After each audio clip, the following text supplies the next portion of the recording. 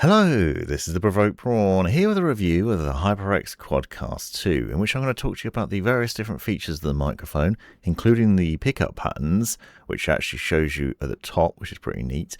It has a number of nice things to it, including obviously the lighting. I'm going to show you the audio capture quality of the microphone, both on a boom arm, as you can see it mounted here, and on its original desk stand.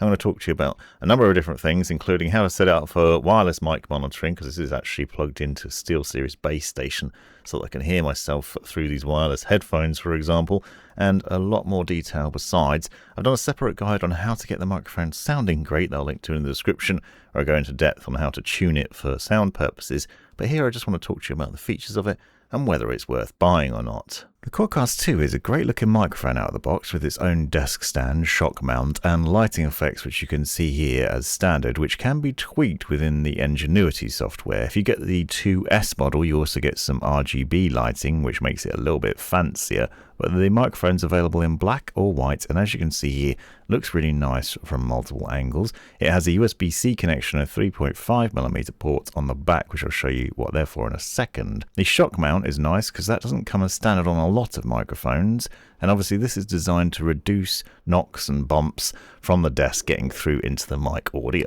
Included in the box is a USB-C cable with a USB adapter, so this is a nice long braided cable which has connections on both ends, one for the mic and one for your PC. The adapter means that you can use this in a USB-A port if you don't have a spare USB-C port on your computer. Now, other people have noted that on Mac the Ngenuity software is a bit problematic. On PC it works just fine, and that's where I've been testing it. But if you plug the cable from your PC into the microphone, it's basically plug and play as standard, with some tweaks that you can do with other bits of software, as I've shown in a separate video that I'll link to in the description. Plug a 3.5mm headset into it, like the Beyerdynamic headphones I'm using here, and then you can mic monitor the microphone and get it set up correctly. If you press that volume wheel on the front in, you'll see it switches between a few different modes. So this is a multi-control wheel, as well as adjusting the gain levels, for example. It can do other things. If you refer to the manual, you'll see you can adjust microphone gain in one mode, adjust playback volume, and adjust microphone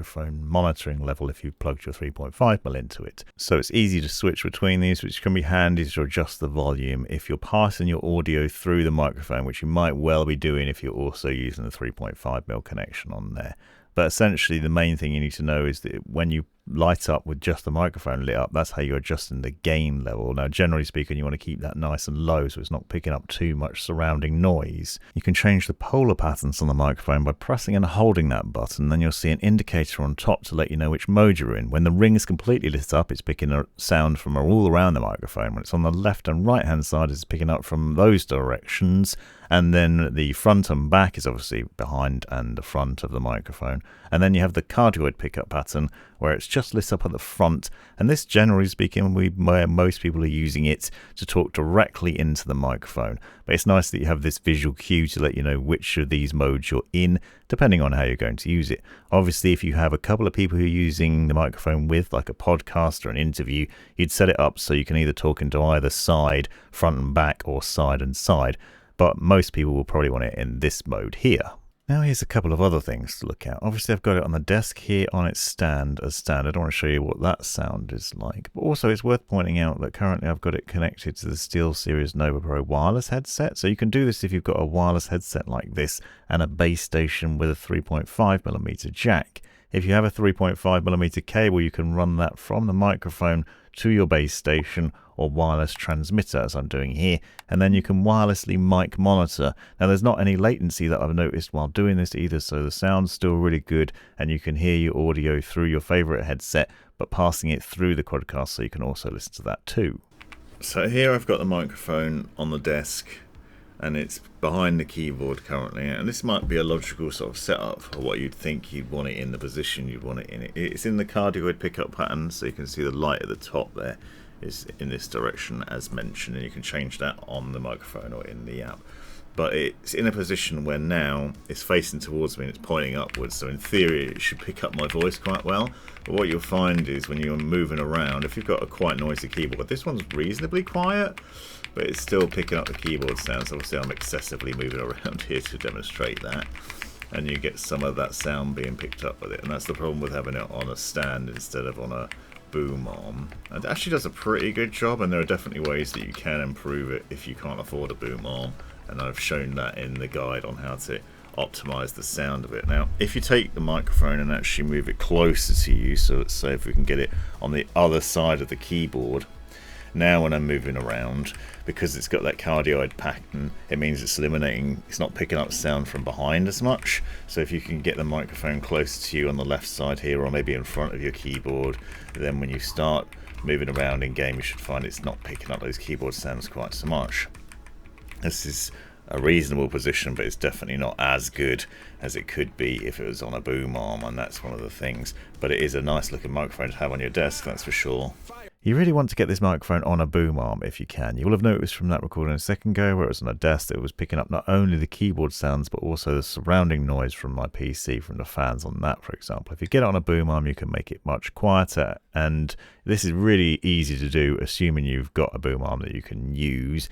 If you haven't, it's definitely worth putting the investment into getting a boom arm. You can see it's really easy to get the mic off the stand as well. It just spins off, and then it's got the threading that will fit most boom arms really easily. You've actually got two sizes of threading in there, and it's still mounted to its shock mount when you've done this as well. All you need to do is to adjust this and then fit it onto your boom arm of choice. Doing this allows you to do some things like dropping the gain down so that it won't pick up as much noise, but also getting it away from the keyboard as I've shown, which means it won't pick up as much sound from that.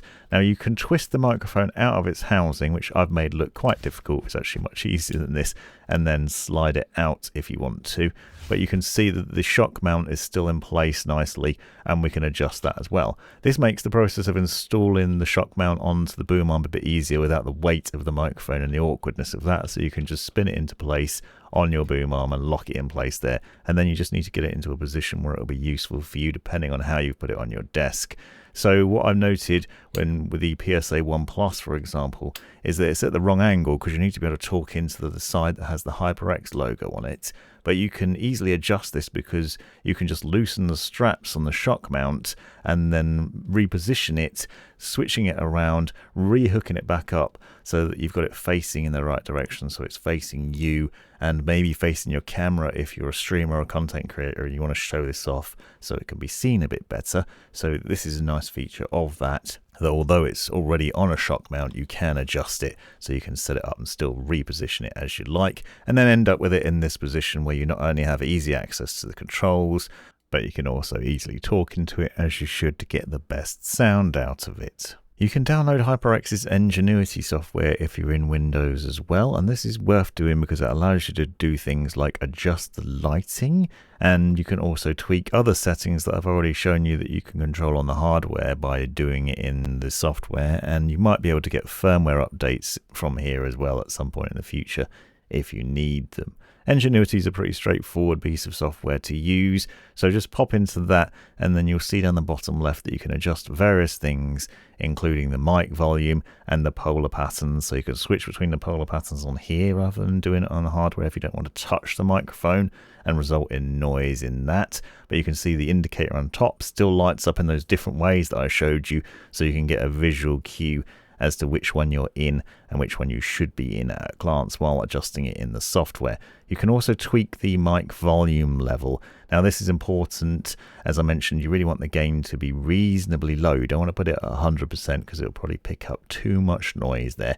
You can see as you do this, it also adjusts on the indicator on the microphone as well. So that's the other thing to watch out for. In the settings section, you'll find various things in there. There is a hint that there might be firmware updates available in here in future at the bottom. You'll also see a note up here that if you've got the Quadcast 2S, that'll work with the Ngenuity beta, but the standard Quadcast 2 doesn't. Now down the bottom you'll see a mention of the firmware and the support pages, but currently at the time of making this video, if you try and visit those pages, you'll find that they don't load properly because HyperX hasn't got the support set up properly, which is a bit frustrating. So this is what the microphone sounds like when it's on the boom arm, and you can get it close to your face and turn the gain down, and then hopefully by doing that you can eliminate some of the background noise from the fans and obviously keyboard noise as well. So typing on the keyboard, especially if it's behind it, hopefully you're not hearing that noise quite so much. You definitely will get some of it through the microphone. It's not going to reject it all perfectly, and as I said, this isn't necessarily the quietest keyboard around, but it's not the loudest either. From this angle, you'll also see that we have it in the polar pattern here, so this way, and obviously this indicator is pretty obvious depending on the position you've got it mounted in. You'll also notice the one thing I've not mentioned is the mute button's on top. Now it's capacitive, so you just have to touch it very gently. So there's no button to press to mute, so you don't hear that sort of donk when you press it, which is always one of the nice features of the Quadcast. And as you can see, when it's turned off and muted, the RGB turns off, the lighting turns off, depending on the microphone you've got. And on the front, near the volume wheel, the little microphone indicator goes red as well. So you've got two indicators that it's muted. Obviously, the most obvious one being it's completely off and there's no lighting there. So that's pretty good. Now, in terms of the polar patterns, obviously switching into the other ones just to demo what that sounds like. Now, this is the one that's all around. So you should start to hear other noise. I can hear from the mic monitoring, for example, that it's now picking up the PC noise, which my PC's just here. You can see the blue glow from it. And obviously, you can then get all the other sounds from the surrounding area from behind it as well. And then you can just switch into these other modes. So now, it might sound a bit different talking here, but if I go around here, you'll hear it on that side. And then it's obviously also on this side, so you can really hear the difference. That's more of a stereo effect from either side as well. So these polar patterns are actually pretty interesting. And then you've got front and back. So you could have people on either side of the microphone talking into it, and that would be a good setup that way. So you will have noticed a lot of background noise in the background of it. But if I just show you something, if we go and switch screen for a minute, and then we have a look at this. This is SteelSeries Sonar, which is a bit of software that I'd recommend using. It's actually free and it'll work with all microphones, including the Quadcast 2. And I'll go into depth on this on the other guide that I mentioned. But from this, you can change a number of things about the microphone settings, including putting an equalizer on. So you can see I've got broadcast low pitch now turned on, and the Clearcast AI noise cancellation settings. You can also go into compressor and you can put that on to sort of reduce the levels and make sure you're not peaking too high on other things, and you can play around with the settings in here. This tool just makes it really easy to make the microphone sound even better. So if you do find you're struggling with it, you'll notice quite a bit of difference switching from when I was just talking into this, turning on Sonar and showing you the difference between it. But you can still get a really good sound out of this microphone from just plug and play. One final thing worth mentioning is that in the Ngenuity software, you can customize the lighting of the microphones. There are various different options in here that you can go through. Now, obviously, there's more available with the Quadcast 2S, which unfortunately I can't show you. But with the Quadcast 2, you can start to do various different things in here with lighting either being static or going through various different cycles.